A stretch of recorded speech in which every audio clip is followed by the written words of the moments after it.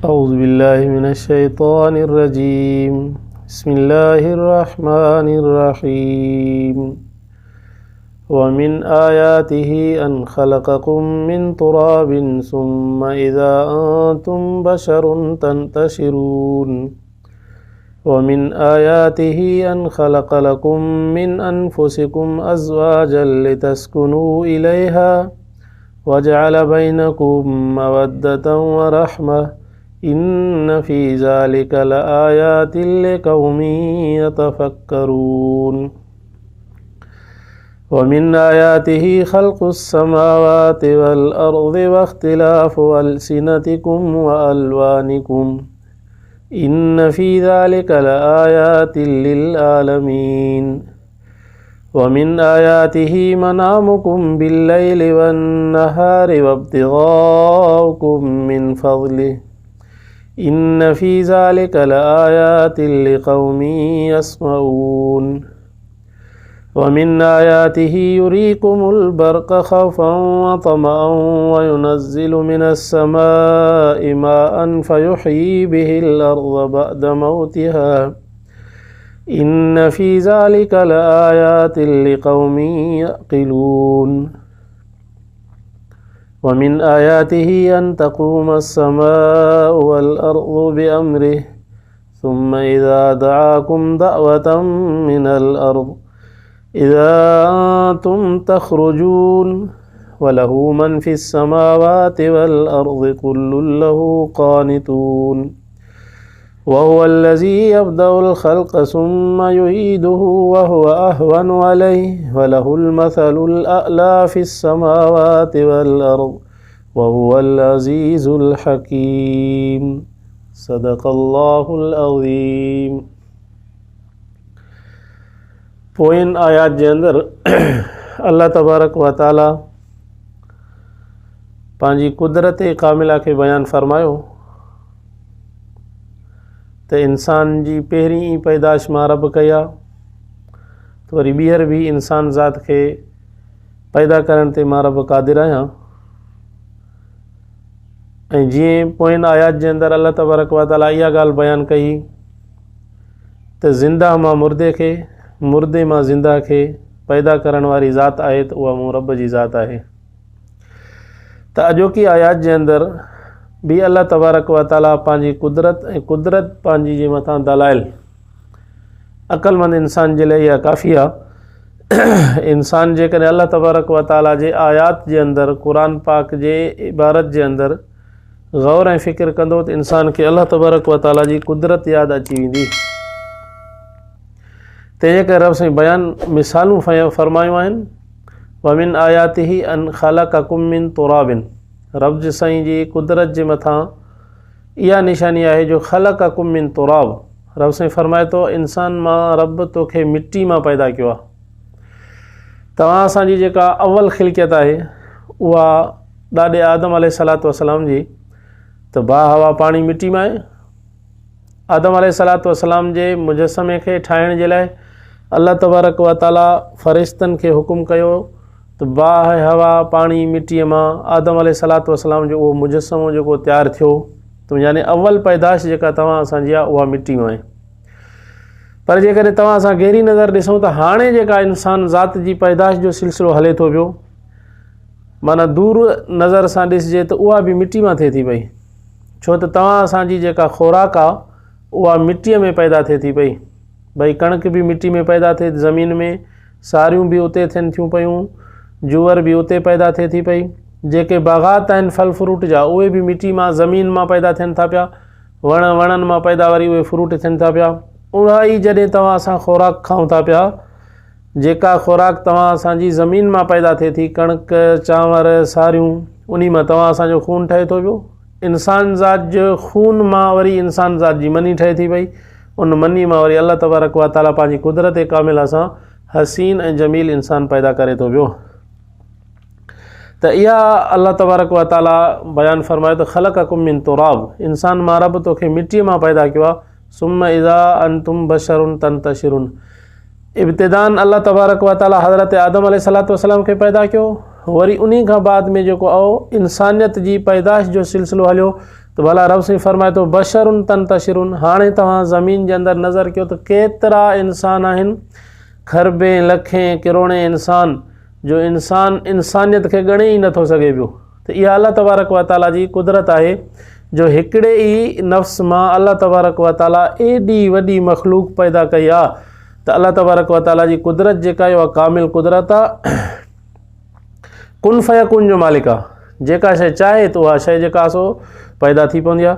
वमिन आयाति अन ख़लक़कुम मिन अनफुसिकुम, रब साईं फरमाए थो आहे इंसान मां तोखे सुकून ॾियण जे लाइ, यानी मर्द हज़रात खे, इंसान ज़ात खे सुकून ॾियण जे लाइ रब साईं फरमाए थो मिन अनफुसिकुम अज़वाजा, तव्हांजे ई नफ़्सनि मां रब वरी तव्हां जे लाइ जोड़ा तयारु कया, यानी औरतूं पैदा थियूं। हाणे औरत जेका आहे तव्हां असांजी ॾाढी हवा हज़रत आदम अलैहिस्सलातु वस्सलाम जे पासीरे मां पैदा थी आहे। वरी उन्ही खां बाद में जेको सिलसिलो हले थो पियो त का बि औरत अहिड़ी कान्हे जो पंहिंजे पीउ जे घर वेही करे ॿार ॼणे अचे, बल्कि उन जे लाइ मर्द सां शादी करण जी जेका ज़रूरत पवे थी पई। त अल्लाह तबारक व ताला हिकिड़ो निकाह जो सिलसिलो रखियो आहे, इंसान निकाह करे थो, निकाह करण खां बाद में औलाद थिए थी पई। त रब साईं फरमाए थो हिकु त शादी करण खां बाद में औलाद जो सिलसिलो पैदा थिए थो, ॿियो रब साईं फरमाए थो लितस्कुनू इलैहा, त मां रब शादी जेका तुंहिंजे लाइ औरत खे पैदा कयो आहे, लितस्कुनू फिहा, तव्हां त सुकून इंसान हासिलु करे। त अल्लाह तबारक व ताला हिकिड़ो अजीब सिलसिलो रखियो आहे, जो रब साईं फरमाए थो वजाल बैनकुम मवद्दतम व रहमा, त काथऊं माई अचे थी पई, इंसान धारिन मां शादी करे थो अचे पियो, उहा औरत अजनबी आहे, उन औरत जे लाइ मर्द जेको आहे सो अजनबी आहे।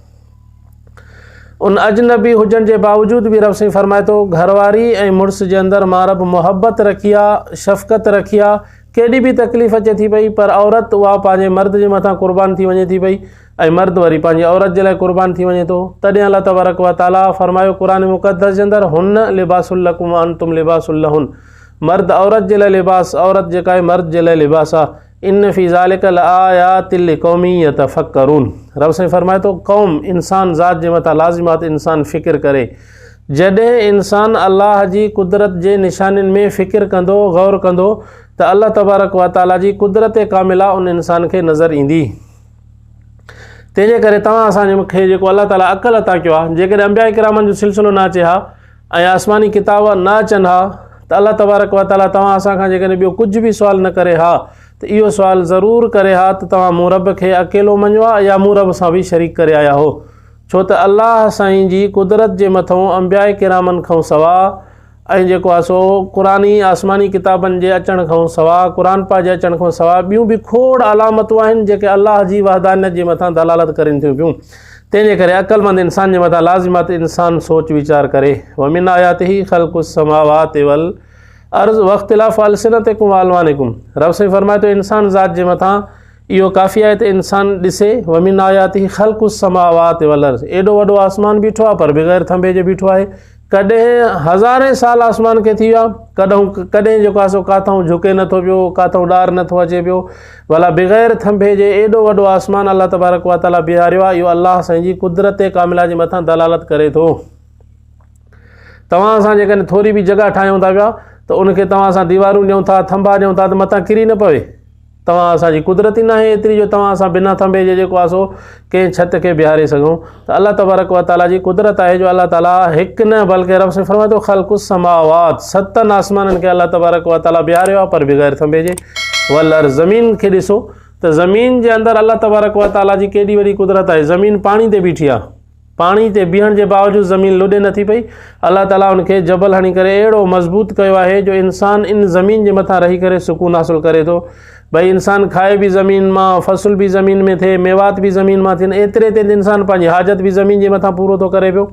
रब साईं फरमाए थो इंसान ज़ात जे मथां काफ़ी आहे, लाज़िमात इंसान मूं रब जे कुदरत जे निशाननि में सोच वीचार करे। वख्तिलाफ़ अलसिनतिकुम व अलवानिकुम, हालांकि तव्हां असांजो ॾाढो हिकिड़ो ई आदम अलैहिस्सलातु वस्सलाम आहे, पर रब साईं फरमाए थो ॾिसो इंसाननि जूं ज़ुबानूं मटाइनि, के सिराइकी ॻाल्हाइनि था, त के सिंधी, के पछतो ॻाल्हाइनि था, त के बिरोकी, अलाए त केतिरियूं ज़ुबानूं आहिनि। व अलवानिकुम, त भई इंसानियत जा रंग बि ॾिसो, रब साईं फरमाए थो पियो त रंग बि मां रब इंसानियत जा मुख़्तलिफ़ रखिया आहिनि। इंसान जेकॾहिं सोचे न, इंसान पंहिंजे सॼे वजूद में न हिकिड़े अंगूठे में सोचे त तव्हां असां वञूं था भई नादरा में वञी करे हिकिड़ो अंगूठो हणूं था पिया त लखे करोड़े इंसान आहिनि, अलाह ताला उन हिकिड़े अंगूठे जे अंदरि हर इंसान जे अंगूठे जे अंदरि फ़र्क़ु रखियो आहे। त इहा अलाह ताला जी कुदरत आहे जो अलाह तबारक व ताला इंसान ज़ात खे सोचण जे लाइ इहे कुदरत कामिला इंसान जे जिस्म में रखी आहे। इंसान जेकॾहिं पंहिंजे जिस्म में सोचे न त बि अलाह तबारक व ताला जी कुदरत इंसान खे नज़र ईंदी, त बि इंसान शिरक ऐं कुफ़र खां बची वञे। पर इंसान सोचे ई नथो पियो। बिना सोच जे अलाह ताला जेको इंसान खे अक़ल अता कयो आहे, सम्झ अता कई आहे, इन अक़ल खे इस्तेमालु करे इंसान अक़ल खां आरी थी करे इंसान जेको आहे सो पोइ शिरक ऐं कुफ़र में लही थो पवे। एतिरे ताईं त अलाह जी ज़ात जो बि इनकार करे थो वेहे। इन फ़ी ज़ालिक लआयातिल लिल आलमीन। रब साईं फरमाए थो आसमान ज़मीन इंसान जे ज़ुबान, इंसान जी ॿोलियुनि जे अंदरि, इंसान जे रंगनि जे अंदरि मां रब पंहिंजी कुदरत रखी आहे। लआयातिल लिल आलमीन जहान वारनि जे लाइ निशानी आहे। पर एतिरी ॻाल्हि ज़रूरु आहे त इंसान ज़ात सोच वीचार करे अल्लाह जी कुदरत इंसान खे नज़र ईंदी। वमिन आयातिही मनामुकुम बिल्लैल। भला ॾींहुं ॾींहुं हुजे हा, अल्लाह ताला राति ई न करे हा त इंसान सुकून किथां करे हा। इंसान खे सुकून ॾियण जे लाइ अल्लाह तबारक व ताला राति खे पैदा कयो आहे। वन नहार वरी इंसान खे पंहिंजे रिज़्क़ रोज़ी जी तलाश जे लाइ रब साईं ॾींहं खे पैदा कयो आहे। वब्तिगाउकुम मिन फ़ज़्लिही। रब साईं फरमाए थो ॾींहुं पैदा कयो आहे तां त तूं पंहिंजे लाइ हिलाल रिज़्क़ खे तलाश करे सघे। भला राति राति हुजे हा त बि इंसान तंग थी वञे हा। ऐं अलाह ताला कुदरत आहे, जेकॾहिं राति राति करे छॾे हा त बि मर्ज़ी अथसि। भला सॼो ॾींहुं ॾींहुं हुजे हा, राति न करे हा। तंहिंजे करे इन राति ऐं ॾींहं जे फेर घेर जे अंदरि जो कॾहिं राति थी वञे थी, कॾहिं ॾींहुं थी थो वञे पियो, रब साईं फरमाए थो सम्झदार क़ौम जे लाइ मां रब इन में निशानी रखी आहे त इंसान राति जो उथी करे सोचे त भई एॾो वॾो चंड जो पूरी दुनिया खे रोशन कयूं बीठो आहे, उन आसमान में अल्लाह तबारक व ताला सितारा रखिया आहिनि, उन सितारनि सां अल्लाह ताला आसमान खे सिंगारियो आहे। इहो राति कीअं थिए थी, वरी राति खां पोइ ॾींहुं कीअं थिए थो, अहिड़ी का कुदरत आहे जेका राति खे ॾींहं में, ॾींहं खे राति में तब्दील करे थी पई। जॾहिं इंसान इहो सोचींदो न, इंसान खे अल्लाह तबारक व ताला जी कुदरत यादि अची वेंदी। वमिन आयातिही युरीकुमुल बर्क। रब साईं फरमाए थो आसमान जे अंदरि मां रब झुड़ पैदा कयां थो, उन झुड़ जे अंदरि खिवण थिए थी, उन खिवण जे अंदरि, उन झुड़ जे अंदरि रब साईं फरमाए थो कुझु त ख़ौफ़ आहे, कुझु खे उमेदु आहे। उहो मुसाफ़िर जेको ॿाहिरि घुमंदो थो वञे तंहिंखे ख़ौफ़ आहे काथे मींहुं न वसी पवे, जल्दी घर मोटी अचां, काथे को अलाह जो अज़ाब न अची वञे इन मींहुं आसमान मां, झुड़ मां, ककरनि मां, तंहिंजे करे जल्दी घर मोटी अचे। वरी उमेद बि आहे उन्हनि इंसाननि खे जेके वीचारा जंहिंजी आबादी ई इन मींहं ते थिए थी पई, जंहिंजूं ज़मीन आबाद ई इन बारिश ते थिए थी पई। जेकॾहिं बारिश न वसे त ही तव्हां असांजा जर जेका आहे हेठि हलिया वेंदा, जर जेको आहे ख़ुश्क थी वेंदा। त इन ज़मीन खां पाणी कढण जे लाइ ज़मीन खे अल्लाह तबारक व ताला पैदा ई इन लाइ कयो आहे त आसमान खां पाणी वसाए थो। उहो पाणी जेकॾहिं तव्हां असां हिकु जॻह ते गॾु करे छॾियूं त ॾान ॾींहंनि खां बाद में उहो पाणी ख़राबु थी वेंदो। पर इन पाणीअ खे अल्लाह तबारक व ताला ज़मीन जे अंदरि तव्हां असांजे लाइ अमानत रखी छॾियो आहे, जो पंहिंजे वक़्त ज़रूरत इंसान उतां पाणी खणी करे पंहिंजे इस्तेमाल में आणे थो पियो। इहा अल्लाह तबारक व ताला जी कुदरत आहे। इंसान ज़ात जे मथां लाज़िम आहे त इंसान सोचे। फ़युही बिल अर्ज़ बाद मौतिहा। गैर आबाद ज़मीन खे आबाद करण जे लाइ अल्लाह तबारक व ताला आसमान खां पाणी नाज़िल करे थो। गैर आबाद ज़मीन आहे जेका आबादी ॾियण जे लाइक़ ई न आहे, आसमान खां अल्लाह तबारक व ताला पाणी नाज़िल करे थो, उन गैर आबाद ज़मीन खे अल्लाह तबारक व ताला आबाद करे थो। तव्हां असां सोचूं तव्हां असांजो 5 फुट कद आहे, 5-6 फुट कद आहे, तव्हां असांजे अंदरि वुसअत ऐं ताक़त एतिरी बि न आहे जो तव्हां असां पंहिंजी कुदरत कामिला सां ई हथु हलाए सघूं, के दिमाग़ सां सोचे सघूं। छा अल्लाह तबारक व ताला एॾे पूरे काइनात खे हलाए थो, ज़मीन पैदा कयईं, आसमान पैदा कयईं, वरी ज़मीन गैर आबाद खे आबाद कयईं, आसमान मां पाणी नाज़िल थिए थो पियो, वरी इंसानियत खे पैदा कयो अथई। छा इन ॻाल्हि जे मथां क़ादिर न आहे त तव्हां असांखे क़ब्रुनि खां वरी अल्लाह तबारक व ताला ॿीहर ज़िंदा करे ऐं पंहिंजे साम्हूं बीहारे सघे? तंहिंजे करे इहो ॾींहुं हर इंसान जे मथां ईंदो। दुनिया में इंसान मञे या न मञे, इंसान खे मरण खां बाद में वरी अल्लाह ताला क़ब्रुनि खां उथारे करे पंहिंजे साम्हूं बीहारे इंसान खां पूरी ज़िंदगी जो हिसाब किताब वठंदो त सुणा ॾे हाल तोखे मां सिहत ॾिनी हुई, उहा किथे ख़र्च करे आयो आहियां? मूं रब जी फर्मा बरदारी में या नाफ़रमानी में? तोखे जवानी ॾिनी किथे ख़र्च करे? मूं रब जी फर्मा बरदारी में या नाफ़रमानी में? तोखे माल ऐं मिल्कियत अता कई, उहा किथे ख़र्च करे आयो आहे? त मुंहिंजी फर्मा बरदारी में या नाफ़रमानी में? तंहिंजे करे इंसान ज़ात जे मथां लाज़िम आहे इंसान जेका पंहिंजी ज़िंदगी गुज़ारे उहा ज़िंदगी इंसान अल्लाह ताला जी फर्मा बरदारी में गुज़ारे। वमिन आयाति अन तक़ूमुस समा वल अर्ज़ बिअम्रि। हे आसमान ज़मीन अल्लाह तबारक व ताला जे हुकुम जे ताबिअ आहिनि ऐं अल्लाह जे हुकुम सां ई इहे आसमान ईअं बीठो आहे, ज़मीन ईअं बीठी आहे। जॾहिं जो अल्लाह तबारक व ताला जो हुकुम थींदो इज़त समान शक़त, इहो आसमान जेको आहे सो हेठि किरण शुरू थी वेंदो। जेसीं ताईं अल्लाह ताला जो हुकुम आहे तेसीं ताईं बीठो आहे। हीअ ज़मीन जेका बीठी आहे या अल्लाह तबारक व ताला जे हुकुम सां इहे क़ाइमु बीठी आहे। भला तव्हां असां कॾहिं सोचियो आहे त जेकॾहिं अल्लाह तबारक व ताला इन ज़मीन खे हुकुम करे थो, उहो ज़लज़लो अचे थो, उहो ज़लज़लो मिंट हलंदो आहे, मिंट बि न हलंदो आहे, सेकंड हलंदो आहे। उन सेकंडनि जे अंदरि अल्लाह तबारक व ताला एॾी वॾी ज़लज़ले जे करे तबाही मचाए छॾींदो आहे जो ॻोठनि जा ॻोठ तबाह थी वेंदा आहिनि। त उहो अल्लाह जो हुकुम हूंदो आहे पर सेकंडनि में। पर जेकॾहिं अल्लाह तबारक व ताला क़ाइमु कयूं बीठो आहे ज़मीन खे, इहा ज़मीन अल्लाह जे अमर में बीठी आहे। जेसीं ताईं अल्लाह तबारक व ताला चाहियो तेसीं ताईं इहा दुनिया पई हलंदी। तंहिंजे करे रब्बुल आलमीन फरमायो मिनल इज़ा दाअकुम दावतम मिनल अर्दि इज़ा अंतुम तख़रुजून। का वॾी महिनत करणी न आहे, बसि अल्लाह तबारक व ताला जो हुकुम जे देरि आहे। जेकॾहिं अल्लाह ताला हुकुम कंदो थी सॼी ज़मीन जे अंदरि जेके दफ़न थियल ख़ज़ाना आहिनि, इंसान पंहिंजे क़बरुनि खां निकिरणु शुरू थी वेंदा। जेके ख़ज़ाना दफ़न थियल आहिनि उहे सभु ॿाहिरि निकिरणु शुरू थी वेंदा। तॾहिं अल्लाह ताला क़ुर पाक जे अंदरि फरमायो इज़ा ज़ुलज़िलतिल अर्ज़ु ज़िलज़ालहा व अख़रजतिल अर्ज़ु अस्क़ालहा व क़ालल इंसानु मा लहा। बसि अल्लाह तबारक व ताला हुकुम कंदो ज़मीन खे, ज़मीन हिलणु शुरू थी वेंदी। जेके जो ख़ज़ाना उनमें दफ़न थियल आहिनि सभई ज़मीन कढी करे ॿाहिरि फिटो कंदी। एतिरे ते इंसान बि क़बरनि खां ॿीहर उथणु शुरू थी वेंदा। व क़ालल इंसानु मा लहा। काफ़र मुशरिक इंसान पंहिंजी आङुरियूं वात में ॾेई करे चवंदो हीअ ज़मीन खे छा थी वियो। जेका शइ दफ़न थियली उहा निकिरणु शुरू थी वई आहे त मोमिन मुस्लमान ॾिसी करे चवंदो थी मुंहिंजे रब जो हुकुम आहे जेको अॼु पूरो थिए थो पियो। तंहिंजे करे इंसान ज़ात जे मथां लाज़िम आहे इंसान अल्लाह जी फर्मा बरदारी वारी ज़िंदगी गुज़ारे। इहो चोर, इहो धाड़ेल, इहो कातिल दुनिया जे अंदरि त वॾी जुरत ऐं बहादुरी सां इंसानियत खे क़तल थो करे। ईअं ई इंसान क़तल एतिरो आसान थी वियो आहे जेतिरो इंसान खे कुकुड़ कोहण जे अंदरि बि अफ़सोस थिए थो त भई हिकिड़े रूह खे कब्ज़ कजे थो पियो, हिकिड़े जानवर खे जेको आहे सो मारणु इहो ज़ुल्म आहे। पर इंसान खे क़तल करे थो एतिरो बि हुनखे अफ़सोस नथो थिए पियो। इहो इंसान क़यामत जॾहिं इन माल ऐं मिल्कियत जा ख़ज़ाना ॾिसी जेका ज़मीन ॿाहिरि कंदी अफ़सोस मां बीह रहंदो। हीअ अॼु कंहिं सोन जे खाण खे चांदी जी खाण आहे ऐं माल मिल्कियत पियो आहे, इनखे कोई हथु लाइण लाइ तयारु न आहे। मां इन्ही खे वसूल करण जे लाइ हिकिड़े इंसान खे क़तल करे पंहिंजी जेका आहे सो जन्नत विञाए करे जहन्नम में जॻह ठाही आहे। तंहिंजे करे सिंधी में जीअं चइबो आहे पोइ जे पछताइण खां अॻु में सोचिजे। मरण खां पोइ जॾहिं अल्लाह जे साम्हूं तव्हां असां अचूं उन वक़्त में सोचूं। उन खां बहितर आहे त तव्हां असां अॼु सोचूं जेको अल्लाह साईं तव्हां असांखे ज़िंदगी अता कया उहा ज़िंदगी ईअं अता न कया त भई खाई पी करे मरणो आहे बसि, बल्कि तव्हां असांखे इन ज़िंदगी जे अंदरि अहिड़ा अमाल करणा आहिनि जो तव्हां असांजे मथां जॾहिं मौत अचे त उहो तव्हां असां मुस्लमान थी करे मरूं, कलमे वारी ज़िंदगी गुज़ारियूं। मौत तव्हां असांजे मथां कलमे वारी अचे, उहा ज़िंदगी तॾहिं गुज़रंदी। मौत जे वक़्त में कलमो तॾहिं नसीब थींदो जॾहिं पंहिंजी ज़िंदगी जे अंदरि तव्हां असां अहिड़ा अमाल कयूं जंहिं अमालनि जे अंदरि अल्लाह तबारक व ताला राज़ी थी पवे। रब साईं फरमाए थो लहू मन फिस समावाति वल अर्ज़ कुल्लुन लहू कानितून। आसमान ज़मीन सभु मूं रब जा फर्मा बरदार आहिनि, सभु मूं रब जे अमर में बीठा आहिनि। इंसान तूं जेकॾहिं मूं रब जी नाशाकरी कई, तूं मूं रब सां जेकॾहिं कुफ़्र कयो, मूं रब जी कुदरत में कुझु बि फ़र्क़ु न ईंदो। पूरी काइनात अल्लाह ताला जी तस्बीह करे थी पई, अल्लाह जी कुदरत मञे थी, अल्लाह जी तौहीद खे बयानु करे थी पई। सुकल भितर जेको खेड़ी में पियो आहे उन जे लाइ बि तव्हां असांखे हुकुम आहे जॾहिं तव्हां असां पंहिंजे इस्तेमाल में आणियूं अॻु में उनखे चऊं त उस्कुत बिज़िक्रिल्लाह, अल्लाह जे ज़िक्र खां बसि कर मां तोखे पंहिंजे इस्तेमाल में आणियां। इहे सुका भितर जेके तव्हां असांखे नज़र ईंदा आहिनि इहे बि अल्लाह जी तस्बीह कंदा आहिनि, इहे बि अल्लाह जो ज़िक्र कंदा आहिनि। वहुवल्लज़ी यब्दउल ख़ल्क़ सुम्मा युईदु। पहिरियों भेरो तव्हां असांखे अल्लाह ताला पैदा कयो आहे, वरी ॿीहर बि क़बरुनि खां उथारण ते अल्लाह तबारक व ताला क़ादिर आहे। पर रब से लफ़्ज़ फरमाया हुआ अहवनु व हुआ अहवनु अलैहि।